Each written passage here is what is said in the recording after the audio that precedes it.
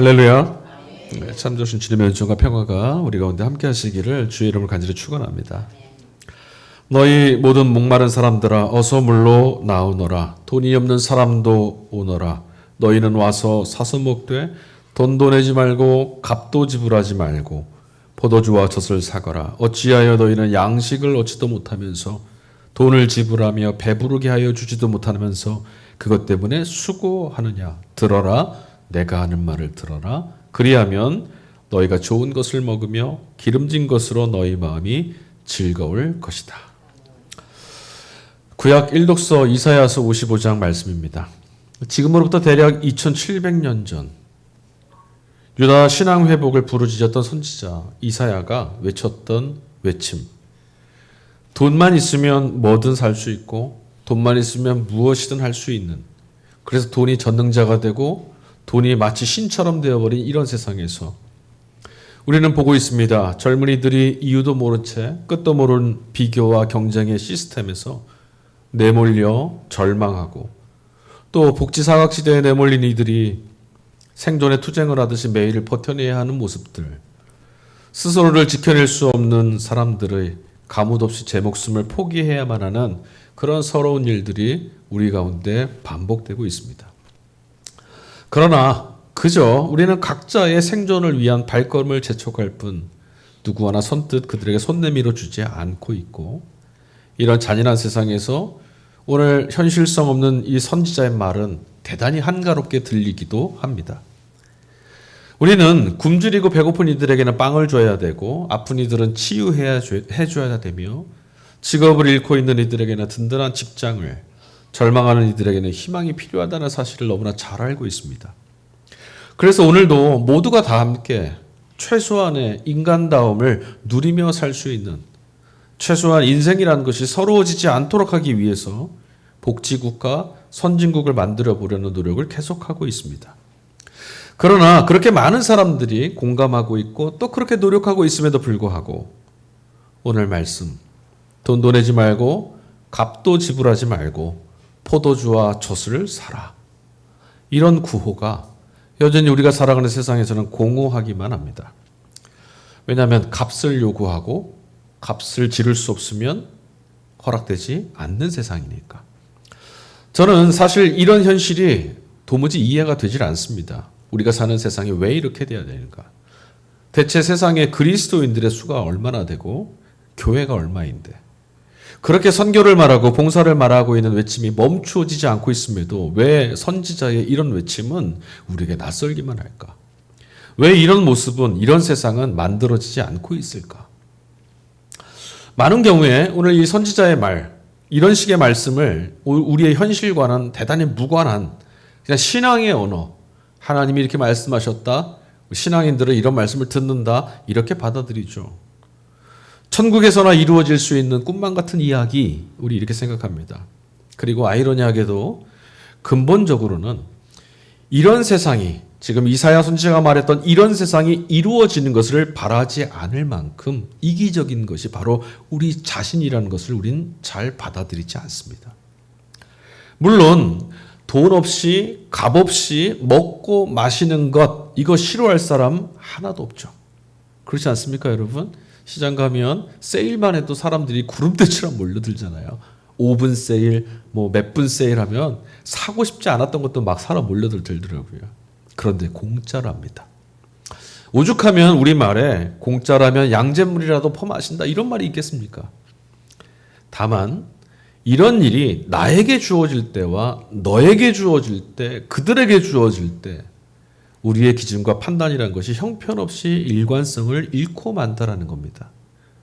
우리는 내 자신의 혜택을 받게 될 때는 복지라고 환호하지만 타인의 복지를 위해서 우리 자신들이 부담해야 될 몫에 굉장히 부담스러워합니다. 복지 예산을 늘리기 위해서 세금을 좀 더 받으려 치면 굉장한 저항에 부딪히게 되죠. 풍성하신 하나님과는 달리 우리는 가진 것이 제한되어 있습니다. 그러다 보니 우리는 서로를 위해서 짐을 나누어 줘야 되고 서로를 짊어져야 되는 이런 삶을 살아야 되는 게 마땅하겠죠. 그러나 언제나 우리는 자기 자신밖에 모르는 이기적인 마음에 휘둘립니다. 그게 우리 본성이라는 거예요. 자주 이런 말씀 드리잖아요. 우리가 자녀를 사랑하고 우리 어린이들, 우리 다음 세대 긍휼히 여기고 잘 돌봐줘야 된다. 그래도 여러분 내 자식만 보이는 게 우리잖아요. 그런 우리를 하나님은 재촉하시는 것 같습니다. 아니면 애당초에 너희들로서는 불가능하겠다. 너희들의 이기적인 마음으로는 그런 나라는 절대 못 이룰 것 같다. 그런 조급함 때문인지 하나님이 직접 이런 나라를 가져오셔야겠다고, 내가 그 나라를 가져와야만 하겠다라고 말씀하시는 것처럼도 들립니다. 여러분, 주님의 말씀인 성경에는 값없이, 무조건, 한없이 베푸는 잔치와도 같은 나라 이야기가 가득하죠. 이거 제가 허투루 드리는 말씀이 아닙니다. 계시록 21장 6절, 다 이루었다. 나는 알파며 오메가 곧 처음이며 마지막이다. 목마른 사람에게는 내가 생명수 샘물을 거저 마시게 하겠다. 성경의 첫 장부터 성경의 마지막 장까지 일관된 하나님의 말씀입니다. 우리는 이것을 은혜라고 말하죠. 선지자 이사야가 외쳤던 예언의 나라, 그 나라는 사도 요한이 환상 가운데 봤던 그 나라와 똑같은 나라입니다. 예수 그리스도께서 장차 오셔서 통치하실 나라, 하나님 나라의 모습입니다. 그러니까 하나님 나라는 이것이 이루어진 나라고 우리의 나라는 이런 것이 이루어지지 않습니다. 그런데도 우리는 하나님 나라에 대해서 무관심하고, 심지어는 이처럼 값없이 베푸시는 하나님의 은혜마저도 흘러가지 못하도록 가로막을 때도 있습니다. 이게 무슨 터무니없는 말인가 싶으실지 모르겠습니다. 자, 오늘 본문에 이어지는 말씀은 어떻습니까? 이사야 55장 6절과 7절. 너희는 만날 수 있을 때 주님을 찾아라. 너희는 가까이 계실 때 주님을 불러라. 악한 자는 그 길을 버리고 불의한 자는 그 생각을 버리고 주님께 돌아오너라. 여러분, 이 말씀에서 주님께 돌아와야 될 악한 자, 불의한 자, 여러분 머릿속에는 마음속에 누가 떠오르십니까? 여러분 주변에 있던 어떤 이들이 떠오르십니까? 교회 밖에 있는 어떤 이들의 얼굴이 떠오르십니까? 아마도 이 말씀은 오늘 교회 밖에 있는 사람들을 향해서 회심을 강요하거나 아니면 우리 안에서 신앙이, 게을러진 신앙이 다시 일어서도 질책하는 그런 수준에서 사용되고 있는 말씀일 겁니다. 한 말씀만 더 읽어볼까요? 그 뒤에 55장 7절. 악한 자는 그 길을 버리고 불의한 자는 그 생각을 버리고 주님께 돌아오너라. 어떻습니까? 다시 한번 여쭙겠습니다. 주님께 돌이켜야 될 악한 자, 불의한 자, 그들은 도대체 누굴까요? 오늘 본문의 말씀은 분명히 뭐라고 써 있냐면 악한 자는, 불의한 자는 돌이키라고 말하고 있죠.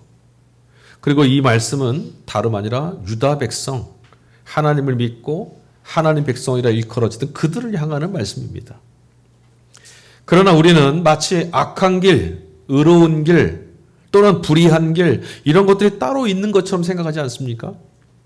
어떻게 하면 악한 길로 가지 않고 어떻게 하면 불의한 길에서 돌이킬 수 있을까? 우리 이렇게 생각하지 않습니까? 그런데 여러분, 그런 길이 따로 있는 거 아닙니다. 우리가 선택하고 우리가 걸어왔던 걸음들이 쌓여서 악한 길이 되기도 하고 불의한 길이 되기도 하고 또 의로운 길도 됩니다. 훨씬 더 중요한 사실이 있죠. 우리는 나 자신이 악한 이, 불의한 이가 아닌 것처럼 생각합니다. 그리고 내 안에 내가 악하게 선택해왔고 내가 불의하게 걸어왔던 걸음을 자꾸 감추고 덮으려고 듭니다. 그래서 자꾸만 악한 길, 불의한 길만 찾는 겁니다. 나는 그렇지 않다는 거죠. 여러분, 이 말씀을 뒤집어 보십시오. 이사야 선지자가 외쳤던 이 말씀, 악하고 불의한 자들은 돌이켜라 주님께로, 이 말씀을 뒤집어 읽어보면, 이 말씀을 주신 하나님의 뜻을 헤아려 보면 주님께로 향하는 사람, 주님을 만나는 사람들은 언제나 어떤 사람들인지 아십니까? 어떤 사람들이겠습니까? 주님께로 향하는 사람, 주님을 만날 수 있는 사람이 어떤 사람입니까? 악하고 불의한 사람들. 누가요? 내가. 그런 사람들은 돌이킬 수 있습니다. 그러니까 문제는 뭐냐면 정직하게 자기 자신을 있는 그대로 보고 인정하는 것, 이 용기를 갖는 것, 여기가 신앙의 첫 출발입니다. 이게 회심이죠. 저는 우리의 신앙이 나는 의롭다라고 의술했던 바리새인들이나 나는 거룩하다고 외치고 다녔던 제사장들, 그런 신앙이 아니기를 간절히 소망합니다. 주여 나를 불쌍히 여겨주소서. 그렇게 기도했던 사람이 있죠. 세리였습니다. 악인의 대명사였던 세리. 기도하고 11조 바치고 선행을 베풀고 신앙생활을 했다는 식으로 자기 자신은 의롭다라고, 나는 저런 길을 선택하지 않았고 나는 저런 자와 다르다라고 말했던 바리새파 사람, 그들처럼 자기 자신을 더 씌울 것이 없었습니다. 그저 하나님의 긍휼, 하나님의 자비하심을 구하고 그분으로부터 주어질 용서와 그분으로부터 주어질 은총, 이것에 기울일 뿐입니다. 그저 용납해 주시면 사는 거죠. 저는 이런 본문을 읽을 때마다 여러분이 더 이상 악하고 불의한 사람이라고 하면 거짓말하고 남을 속이고 도둑질하고 해를 끼치고 말을 함부로 하고 속상하게 만들고 이런 사람들을 생각하지 않으셨으면 좋겠습니다. 우리 중에 하나님 앞에서 스스로를 그런 반대로 뒤집어 의롭다라고, 나는 정당하다라고 말할 수 있는 사람이 누가 있겠습니까? 다시 말하면 우리 자신의 명분, 정당성, 의로움을 통해서는 은혜, 하나님의 자비하심으로부터 주어진 생명을 결코 얻어낼 재간이 없다라는 말입니다. 그래서 성경에서 악인, 불의한 사람들을 하나님께로 돌이켜야 하는 사람들, 또는 그렇게 돌이키려고 하는 사람들, 이렇게 읽으셨으면 좋겠습니다. 아니면 하나님이 애타게 찾으시는 사람들. 여러분들은 하나님이 찾으시는 사람이 되면 좋겠습니까? 하나님이 있는 사람이 되고 싶습니까? 자, 그렇다면 우리 자신은, 저와 여러분 우리 자신은 언제, 어떤 상황이 되면 진정으로 하나님께 돌이키려고 할까요? 우리가 언제 그렇게 하나님께로 돌이킵니까? 성경에서 언급하고 있는 악한 길이나 불의한 길, 또는 불의한 생각, 이런 것은 우리가 생각하고 있는 것처럼 늘 혐오스럽거나 어리석고 꺼려지는 것들, 그런 게 아닙니다. 따지고 보면 오늘 우리의 삶에서 그런 것들은 어떻게 보이느냐? 오히려 복처럼 보이고 성공의 길처럼 달콤하고 커 보일 때가 훨씬 더 많습니다. 그런 것들이 성경에서 말하고 있는 악하고 불의한 것일 확률이 대단히 높다는 거죠. 주님께 돌이킨다는 것은 무엇이냐? 바로 그런 것들을 포기하는 말입니다. 그런데 이게 우리에게 가능하겠습니까? 좋은 것, 복처럼 보이는 것, 크고 달콤한 것들, 이걸 우리가 포기가 가능하겠습니까? 내게는 유익하지만 불이하다면 포기할 수 있는 용기, 생명의 가치를 위해서는 아무 쓸모없어 보이는 것들이라 할지라도 기꺼이 선택할 수 있는 용기, 돈만 되면 양심도 팔아넘기는 세상을 거스를 수 있는 용기, 하나님의 부르심을 따라 살기로 결단했기에 기꺼이 포기함으로써 응답할 수 있는 용기, 그런 용기 말입니다. 안타깝지만 우리는 스스로 악한 길이나 불의한 생각을 포기할 능력이 없습니다. 대단히 달콤하고 그렇게 해야만 살 것 같거든요. 방법은 이런 것밖에 없는 것 같아요. 그런 악함, 불의함이 들춰내지는 거죠. 악하다, 추하다, 불의하다. 그래서 심판이 임할 때, 그때는 우리는 그걸 선택 안 하겠죠. 아니면 대단히 달콤해 보이는 그런 것보다 훨씬 더 기쁘고 압도적으로 행복한 그런 것들을 발견할 때, 우리는 그때 비로소 악으로부터 되돌릴 거고 불의함으로부터 고개를 돌리겠죠.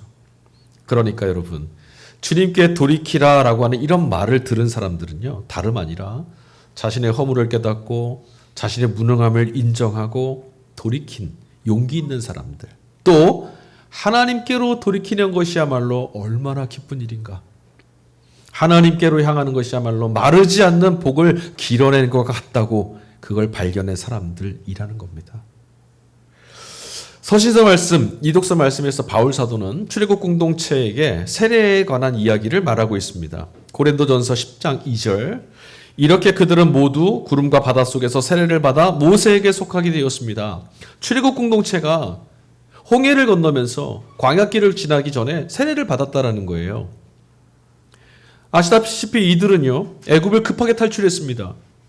언제 그 애굽의 군대가 자신들의 뒤를 쫓아서 생명을 또 위급한 상황으로 내몰지 모를 일입니다. 그런데 수백만의 군중들이 홍해를 지나면서 세례를 받았다라는 게 여러분 있을 수 있는 일입니까? 한 사람에게 세례를 1분씩만 준다고 해도 수백만이면 가능하겠습니까? 지금 도망쳐야 되는데 물이 갈라진 게 언제 덮어질지 모르는데 바울이 지금 무슨 이야기를 하는 걸까요? 이 사건 전체는 우리에게 뭘 말해주냐면 야 놀랍다 언제 세례 받았냐 어떻게 받았냐 이게 아니라 출애굽 사건 전체 여기에 나와 있는 사람들 모두를 구원하신 분이 하나님이다. 그 얘기하려는 거예요.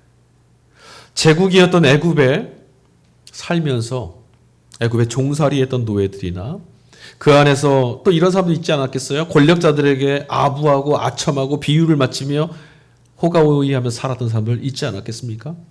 잘난 사람도 있을 것이고 못난 사람도 있을 것이고 아이도 있고 어른도 있고 남도 있고 여도 있고 그런데 그들 모두를 살려내신 분은 하나님입니다.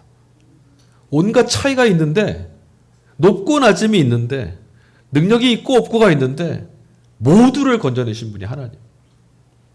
우리 사회는 어떤 일을 건져내는 줄 아세요? 능력 있는 사람, 높은 사람, 이런 사람들은 건져냅니다. 그러나 능력 없는 사람, 가난한 사람, 쓸모와 효용이 없다라고 인정된 사람들은 구해주지 않습니다. 그날 하나님의 구원에는 차별함이 없었죠. 애굽의 압제로부터 건져내시는 그분을 믿고 의지한 사람이라면, 그분에게 운명을 걸고 인생을 걸고 따라 나선 사람이라면 누구라도 주님은 받아주셨습니다. 그게 홍해였죠. 하나님께서 마침내 우리를 도우셨다. 하나님이 우리를 구원해내셨다. 이게 출애굽 공동체의 고백입니다. 이 고백이 바로 세례의 정신입니다. 우리는 그냥 죽는 존재인데 하나님이 우리를 살리셨도다. 그렇게 읽으면 복음서의 말씀, 이제 우리가 읽어야 될 제3독서 복음서 말씀도 자연스럽게 이어집니다. 여러분 복음서 말씀에 어떤 일들이 등장하죠? 갈릴리에 있던 사람들을 제국이 학살했어요. 또 실로암 망대에 그게 무너져서 18명이 깔려 죽는 사건이 벌어졌어요. 자, 망대에서 사람이 죽어져 나가고 정치적 상황 때문에 학살당하는 이들이 있습니다. 끔찍한 일이죠. 이해할 수도 없고 감당할 수도 없습니다. 왜 이런 일이 생겼겠습니까? 여러분 이런 일들이 생길 때 사람들은 어떻게 작동하는지 아세요? 우리들의 마음이? 이런 일들이 막 생기면 우리의 마음속에 이런 생각이 듭니다. 도대체 왜? 도대체 무슨 일이 있었길래 저 사람들은 이런 일을 당한 거지? 도대체 무엇 때문에 저 사람들이 이런 일이 있지? 하나님이 왜 이런 일을 저 사람들에게 허락하셨지?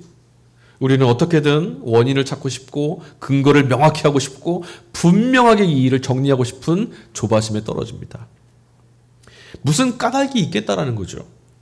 불안하고 막연한 상황을 견뎌내지 못하는 조급함이 우리 안에서 뭔가의 답을 자꾸 요구하고 분명한 답을 달라고 외치기 시작합니다. 그래서 우리 신앙인들이 많이 하는 물음, 하나님께 향해서 기도할 때 묻는 물음 중에 하나가 이거잖아요. 왜? 하나님 왜? 누가복음 13장 2절 이 갈릴리 사람들이 이런 변을 당했다고 해서 다른 모든 갈릴리 사람보다 더 큰 죄인이라고 생각하느냐? 예수님의 이 물음을 여러분 들어보시면 지금 주님을 찾아와서 이 소식을 전했던 사람들이 어떤 물음을 전했었을지 예수님께 무엇을 물었을지 충분히 예상 가능하시죠? 이렇게 말했을 것 같아요. 주님, 갈릴리 사람들을 숱한 사람들이 죽었어요. 학살당했대요. 도대체 무슨 죄를 졌길래 저런 일을 당했을까요? 하나님이 저들의 순교는 무슨 죄 때문에 심판하셨을까요? 이렇게 질문했겠죠. 주님은 2번이나 오늘 본문의 말씀 속에 보면 이렇게 말씀하세요. 너희도 회개하지 않으면 모두 그렇게 망할 것이다. 여기서 전제되는 말씀 중요해요. 너희도예요. 그리고 마지막 6절 이후에 두 번째 단락의 비유 말씀이 이어지는데요. 그 두 번째 단락의 핵심은 마지막 8절과 9절입니다. 읽어드릴게요. 13장 8절과 9절 포도원지기가 그에게 말하였다. 주인님, 올해만 그냥 두십시오. 그동안에 내가 그 둘레를 파고 거름을 주겠습니다. 그렇게 하면 다음 철에 열매를 맺을지도 모릅니다. 그때에 가서도 열매를 맺지 못하면 찍어 버리십시오. 아, 무서운 말씀이죠. 찍어 버리십시오. 우리 이런 말씀이 크게 들리고 마음에 깊이 새겨지잖아요. 그래서 자연스럽게 앞에 있었던 사건, 망대에 깔려 죽은 사람들이나 갈릴리에서 학살당했던 사람들, 그 사람들이 심판받은 것, 하나님께로부터 내침당하고 찍혀짐을 당했다라고 그런 게 분명하구나 이렇게 생각하곤 합니다. 본문 잘못 읽으신 겁니다. 오늘 본문의 말씀 전체가 무엇을 말하려고 했는지를 읽어보십시오. 본문의 핵심은 오늘 말씀 속에서 예수님이 하실 때 이 모든 말씀은 무엇 때문에 하셨느냐? 사람을 대하시는 하나님의 자비하심과 사랑을 말하려고 하신 거예요. 우리의 생각과 너무 다르죠, 기대가. 우리는 얼마나 떳떳하고 의로워서 이런 심판을 받지 않고 잘 살 수 있는가? 저들은 어떤 죄를 졌길래 저런 심판을 받았을까? 이거를 판가름 짓고 싶은데 주님은 전혀 다른 말씀을 하세요. 여러분 한번 생각해 보십시오. 우리는 모두 똑같은 운명 안에 있습니다. 그냥 도토리 키재기하고 있어요. 우리는. 나는 저보다 낫고 저는 나보다 못하고 우리끼리 키재기하죠. 그러나 우리 운명은 다 똑같습니다. 자주 말씀드리지만 부자는 부자로 죽고 가난한 사람은 가난한 대로 죽고 잘난 사람은 잘난 대로 죽고 못난 사람은 못난 대로 죽습니다. 나는 이만큼 했다고 하나님 앞에 갖고 나가고 많은 사람도 죽고 우리가 봤을 때 저 사람 신앙생활 하는 거야 뭐 하는 거야 그런 사람도 죽습니다. 그저 언젠가의 차이만 있을 뿐 죽음 아래 있다라는 사실은 변함이 없습니다. 그리고 그 앞에서 우리 모두 다 동일하죠. 하나님 없이 하나님 없는 우리는 똑같이 불행하고 동일하게 불쌍합니다. 그러니까 우리가 누구 보고 안 됐다, 나보다 못하다, 벌 받았나 보다 이런 말씀을 할 우리가 그런 주제가 아닌 거죠. 저는 망대사고로 죽은 사람들의 소식을 가지고 주님께 찾아와 죄 문제 때문이라고, 저들의 죄 때문이라고 이 사건을 끌고 가려고 했던 그 사람들 악마처럼 보입니다. 근데 오늘 교회에도 이런 분들이 참 많은 것 같아서 속상합니다. 겉으로는 위로하는 것 같고 관심을 가지는 것처럼 보일지라도 사실은 타인의 아픔, 타인의 고통을 통해서 나는 저보다는 낫구나 확인받고 나는 저와 같이 지은 죄가 없으니까 이것을 드러내고 싶은 의기, 오만함이 엿보여서 그렇습니다. 문제는 이런 일들, 이런 마음이 어떤 특정한 심보 고약하고 나쁜 사람들, 악한 사람들의 마음만은 아니라는 거죠. 여러분, 우리 안에도 이런 사특하고 왜곡된 신앙이 아직 채 지워지지 않은 채 남아 있습니다. 값없이 베푸시는 하나님의 은혜를 경험해 보지 못한 탓에 하나님을 심각하게 왜곡하고 하나님이 계셔서 얼마나 기쁜가, 얼마나 감사한가, 얼마나 놀라운 일인가 기뻐하지를 못합니다. 여러분, 우리는 우상숭배라고 하면 금송아지를 떠올립니다. 오늘 본문 이독서 말씀에도 이 본문이 나오는데, 그런데 여러분, 저는 어떤 우상숭배하는 이들을 보면서 저 사람 어쩌면 저럴 수 있는가 하시기 이전에 우리 먼저 왜 저들은 금송아지를 만들었을까? 이 물음을 좀 먼저 던져봤으면 좋겠어요. 시대와 지역을 물어나고 금송아지를 만들던 손은 늘 있어 왔습니다. 까닭은 분명합니다. 그들 모두 다 이유는 분명합니다. 왜 만들었느냐? 내일이 불안해서. 오늘의 삶을 원망하고 있던 이들의 손이 만든 게 바로 금송아지입니다. 어쩌면 오늘 내일은 어찌 될까 우리 불안하지 않습니까? 어쩌면 오늘 내 인생이 망가지진 않을까? 실패하진 않을까? 불안하진 않습니까? 그런 사람들의 손이 뭘 만든다고요? 금송아지요. 그러므로 사랑하는 교우 여러분, 지난주 우리가 말씀에서 읽었던 것처럼 돌을 떡으로 만들어야 된다라고 하는 조급함에 내몰려서 하나님의 자비하심을, 자신의 의로움, 자신의 믿음을 드러내는 도구로 삼으려고 하는, 아니 그렇게 하라고 하는 마귀의 유혹에 여러분 휘둘리지 마십시오. 자기 자신을 향해서도, 아니 타자를 향해서는, 다른 사람을 향해서는 더더욱 믿음을 업적 삼거나 타인과 비교하고 정죄하는 흉기로 삼지 마시길 바랍니다. 주님은 지난주에 말씀하셨습니다. 오늘도 내일도 그 다음 날도 나는 내 길을 가야겠다. 저도 말씀드리겠습니다. 여러분, 오늘도 내일도 그 다음 날도 우리는 값없이 먹고 마시라고 했던 하나님의 은혜, 사람을 차별하지 않으시고 모든 이들을 자신의 나라로 용납해 주시는 하나님의 자비하심을 기쁨의 양식 삼으며 살아가야 합니다. 우리는 이미 하나님의 아들 예수 그리스도, 그의 피로 세례받은 하나님의 백성이 아니겠습니까? 여러분, 오늘 이사야 선지자가 외쳤던 이 말, 하나님이 우리에게 들려주고 싶었던 이 말씀 꼭 기억하십시오. 너희 모든 목마른 사람들아, 어서 물러나오라. 돈이 없는 사람도 오너라. 너희는 와서 사서 먹되 돈도 내지 말고 값도 지불하지 말고 포도주와 젖을 사거라. 사순절 세 번째 주일입니다. 아멘. 우리 이 시간에 함께 찬양하겠습니다. 염려와 불안으로 떨어진 이들은 무엇을 할까, 어떻게 해야 되는가라고 하는 이 조급함이 내몰릴 수밖에 없습니다. 그런데 여러분, 우리는 이런 상황에 떨어져 있지만 주님께로부터 세례받았습니다. 주님의 피로 하나님 백성이라고 인침받지 않았습니까? 두려워하지도 말고 염려하지도 말고 너희의 구원이 되는 하나님의 손을 보면서 기쁘고 감사한 마음으로 광야를 함께 걷자. 하나님은 우리를 이렇게 인생으로 초대하셨거든요. 현실의 삶을 돌아보면, 광야에서 건네는 악마의 유혹을 들으면 우린 다 넘어집니다. 여러분, 우리에게는 그래도 기쁨이 있지 않습니까? 주님이 말씀해 주셔서. 그러니까 주님의 말씀을 기억하시고 그 말씀을 들으십시오. 아무것도 염려하지 말고 수고하고 무거운 짐이 있걸랑 내게로 가지고 와서 너희는 쉼을 얻으라. 이 말씀을 꼭 기억하심으로 주님과 함께 걷는 아름다운 걸음 걸어갈 수 있기를 소망합니다. 우리 함께 믿음으로 이 찬양을 고백합시다.